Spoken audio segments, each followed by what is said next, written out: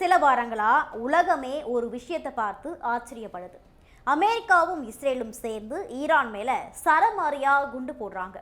ஈரானோட மிக முக்கிய தலைவர்கள் கொல்லப்பட்டாங்க. இராணுவ தளங்கள் தரைமட்டமாக்கப்பட்டுச்சு. ஆனாலும் ஈரான் இராணுவம் எப்படி இன்னும் உடையாம நிக்குது? ஒரு நாட்டின் தலைமையை காலி பண்ணிட்டா அதன் நாடே நிலை குலைஞ்சு போயிடும் அப்படின்னு தானே வரலாறு சொல்லுது. ஆனா ஈரான் மட்டும் எப்படி விதிவிலக்கா இருக்கு? இதுக்கு பின்னால ஒரு மிகப்பெரிய இராணுவ ரகசியம் இருக்கு.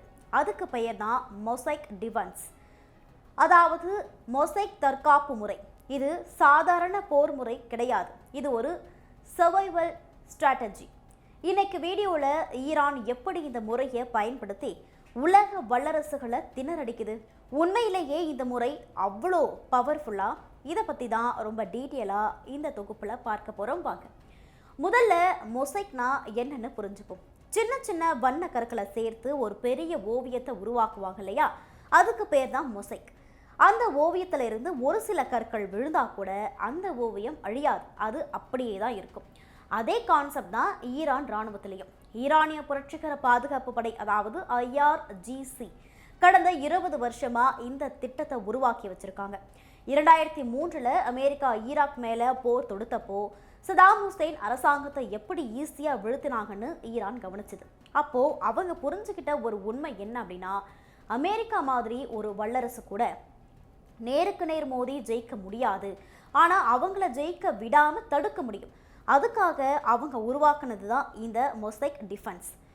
இந்த முறையோட அடிப்படை என்ன அப்படின்னா, அதிகாரத்தை ஒரே இடத்துல குவிக்காம நாடு முழுக்க பரவலாக்குறது. அதாவது ஈரானோட இராணுவத்தை சின்ன சின்ன செல்கள் அல்லது துண்டுகளா பிரிச்சு வச்சிருப்பாங்க. ஒவ்வொரு மாகாணத்திற்கும் ஒரு தனி இராணுவ பிரிவு இருக்கும்.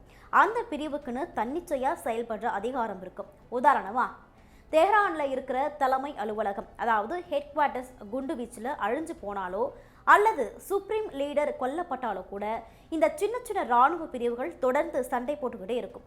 அவங்களுக்கு மேலிடத்துல இருந்து உத்தரவு வரணும் அப்படின்னு அவசியம் இல்லை. அவங்களுக்கு ஏற்கனவே என்ன நடந்தா என்ன செய்யணும் அப்படின்னு தெளிவான கட்டளைகள் கொடுக்கப்பட்டிருக்கும். வெளியுறவுத்துறை அமைச்சர் அப்பாஸ் அரக்சி போர் ஆரம்பிச்ச புதுசுல இதை டீசென்ட்ரலைஸ்ட் மொசைக் டிஃபென்ஸ் அப்படின்னு சொன்னார். அதாவது மத்திய கட்டுப்பாடு இல்லாத ஒரு தற்காப்பு முறை. இதனால என்ன லாபம்? அமெரிக்கா நினைச்ச மாதிரி ஒரே அடியில ஈரானை முடக்க முடியல. ஒரு தலையை வெட்டினா 10 தலை முளைக்கும் ராவணன் மாதிரி ஒரு கமாண்டரை கொன்னா அடுத்த இடத்துல இன்னொரு கமாண்டர் அந்த பொறுப்பை எடுத்துக்கிறாரு. ஃபார்ஸ் நியூஸ் ஏஜென்சி என்ன சொல்லுது அப்படின்னா, ஒவ்வொரு முக்கியமான பதவிக்கும் 3 முதல் 7 பேர் வரை அடுத்தடுத்து தயாராக இருக்காங்களாம். அதாவது ஒருத்தர் செத்தா அடுத்த நிமிஷமே இன்னொருத்தர் அந்த இடத்திற்கு வந்துருவாங்க. இதனால இராணுவத்தில் குழப்பம் வராது.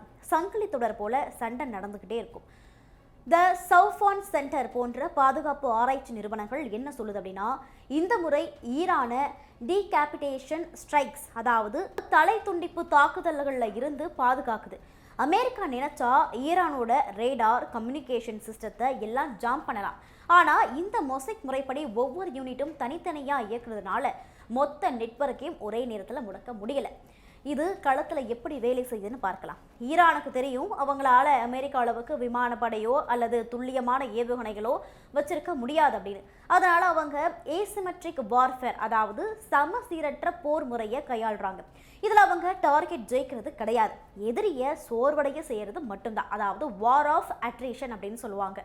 போரை எவ்வளவு நாள் முடியுமோ அவ்வளவு நாள் இழுத்தடிக்கிறது. இதனால அமெரிக்காவுக்கு செலவு அதிகமாகும், ஆயுதங்கள் தீர்ந்து போகும், வீரர்கள் சோர்வடைவாங்க. ஹோர்முஸ் ஜலசந்தியை எடுத்துக்கோங்க. அங்கே ஈரான் பெரிய போர்க்கப்பல்களை நிறுத்தி சண்டை போடலை. அதுக்கு பதிலாக சின்ன சின்ன வேகமான படகுகள், அதாவது ஃபாஸ்ட் அட்டாக் போட்ஸ், கடல் கன்னிவெடிகள், நீர்மூழ்கி கப்பல்கள்னு பல லேயர்ஸ் தாக்குதல் நடத்துகிறாங்க. இதனால அமெரிக்க கப்பல்கள் நகரவே முடியாம திணறுது. ஒரு பெரிய கப்பலை அழிக்க ஒரு சின்ன படகு போதும். இதுதான் ஈரானோட கணக்கு. அதே மாதிரி ஆக்சிஸ் ஆஃப் ரெசிஸ்டன்ஸ்னு சொல்லப்படுற ஈரானோட நட்பு அமைப்புகளும் ஹவுதிகள், ஹிஸ்புல்லா போன்றவை, இந்த மையத்தில் இருந்து உத்தரவு வரல அப்படின்னாலும் அவங்களுக்கிட்ட இருக்கிற பொதுவான நோக்கத்துக்காக தொடர்ந்து தாக்குதல் நடத்திக்கிட்டே இருப்பாங்க. ஆனால் இந்த மொசைக் டிஃபென்ஸ் பிரச்சனையே இல்லையான்னு கேட்டால் இருக்கு.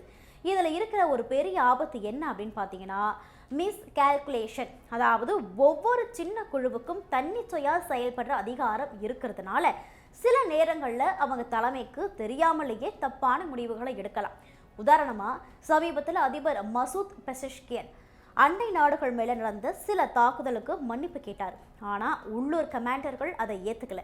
இது இராணுவத்துக்குள்ளேயே கருத்து வேறுபாட்டை உண்டாக்கலாம். டியூவல் லாயல்ட்டி, அதாவது இரட்டை விசுவாசம் அப்படின்னு சொல்லுவாங்க. ஒரு குரூப் அதிபருக்கு விசுவாசமாக இருக்கும், இன்னொரு குரூப் புரட்சிகர படைக்கு விசுவாசமாக இருக்கும். இது நீண்ட காலத்தில் ஆபத்து. அது மட்டும் இல்லாமல் இந்த முறை ஈரானை அழியாமல் பார்த்துக்குமே தவிர எதிரியை முழுசாக ஜெயிக்க உதவாது. தொடர்ந்து குண்டுமழை பெஞ்சுக்கிட்டே இருந்தால் ஆயுத கிடங்குகள் அழியும், லாஜிஸ்டிக்ஸ் சங்கிலி அறுபடும், பொருளாதாரம் நசிந்து போகும். மக்கள் எவ்வளோ நாளைக்கு இந்த கஷ்டத்தை தாங்குவாங்க அப்படின்னு கேட்டால் தெரியாது. பொருளாதார தடைகள் வேற கழுத்து நெரிக்குது. ஒருவேளை மக்கள் சோர்வடைஞ்சு உள்நாட்டில் பிரச்சனை வந்தால் இந்த மொசைக் சிஸ்டம் ஆட்டம் காண ஆரம்பிக்கும். ஆக மொத்தம் ஈரான் இப்போதைக்கு தப்பிச்சு இருக்கிறதுக்கு காரணம் அவங்களுடைய இந்த வித்தியாசமான போர் முறை தான். நீங்கள் எங்களை அடிக்கலாம், ஆனால் எங்களை அழிக்க முடியாது.